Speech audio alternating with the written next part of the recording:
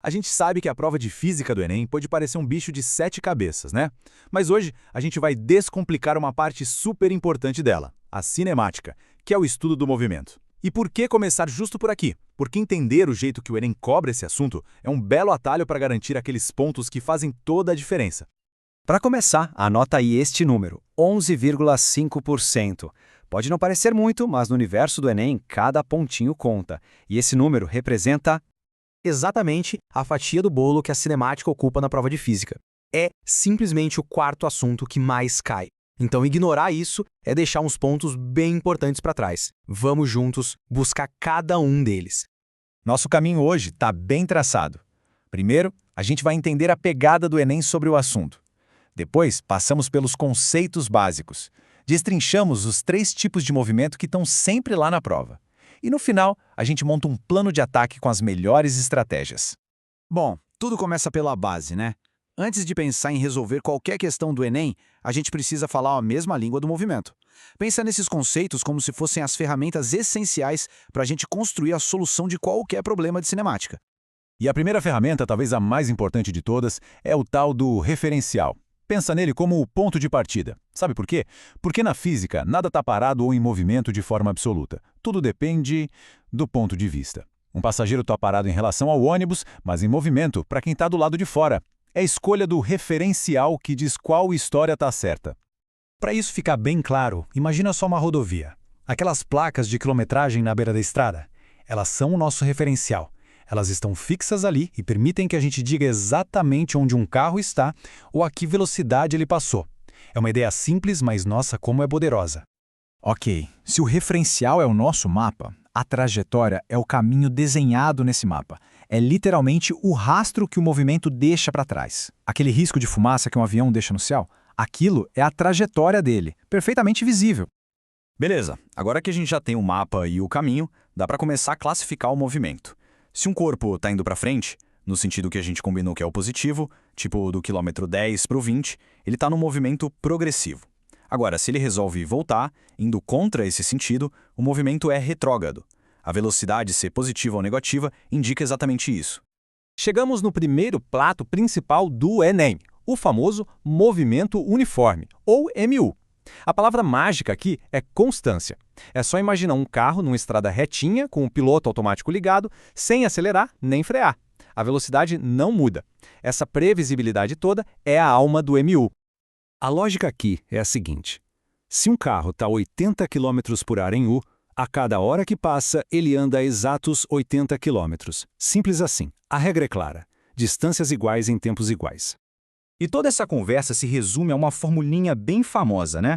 A velocidade é a variação do espaço, o ΔS, dividida pela variação do tempo, o ΔT. E o Enem adora usar essa relação em situações do nosso dia a dia.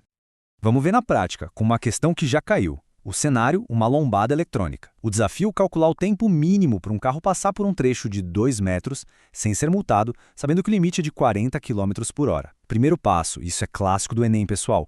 Olho vivo nas unidades. A distância está em metros, a velocidade em quilômetros por hora. Tem que converter. Dividimos por 3,6. Segundo passo, a gente pega a fórmula e isola o tempo.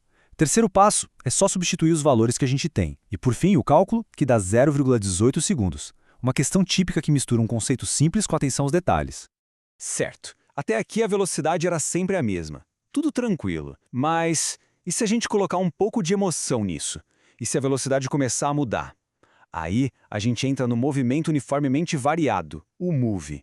Aqui, a estrela do show é a aceleração. E ela é constante, o que significa que a velocidade aumenta ou diminui sempre no mesmo ritmo.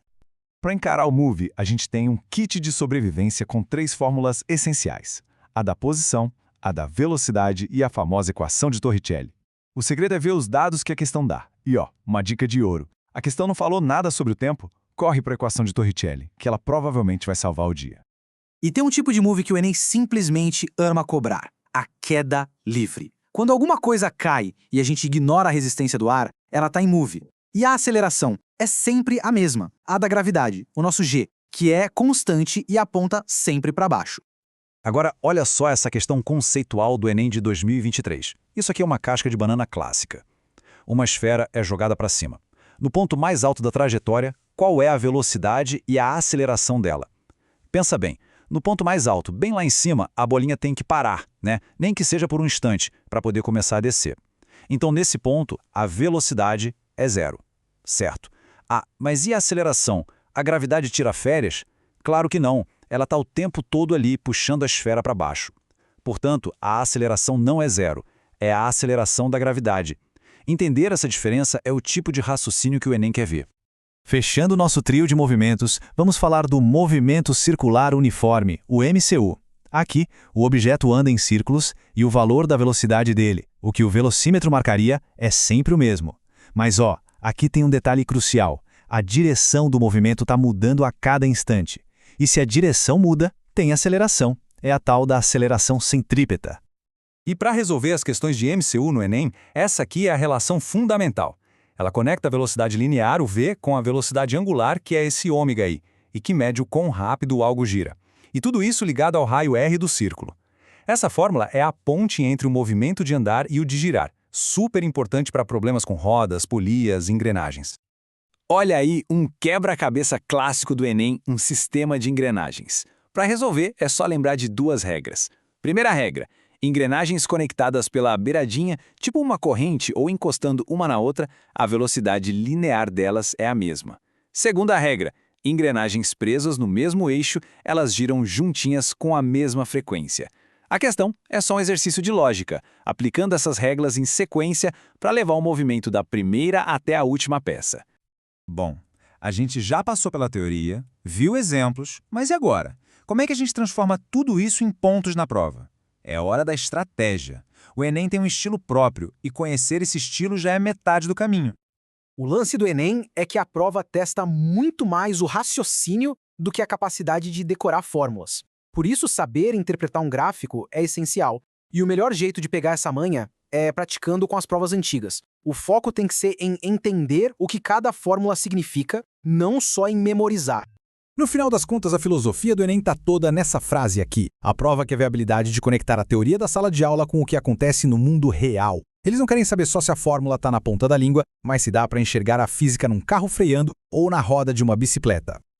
Então, o grande segredo, o pulo do gato é esse. Não adianta só decorar as fórmulas e aplicar no automático. O negócio é entender os princípios por trás do movimento. É olhar para uma situação e identificar: a velocidade está constante? É MU. Está mudando de forma regular? É MUV. Está girando? É MCU. É esse entendimento que resolve as questões. E para a gente fechar, fica aqui uma reflexão. Se a gente olhar ao redor agora, onde é que dá para ver um movimento uniforme, um variado ou um circular acontecendo? No ventilador de teto, num carro passando na rua, numa gota de chuva caindo. A física não está só na prova, ela está descrevendo o mundo o tempo todo. E perceber isso é o último passo para realmente dominar a cinemática.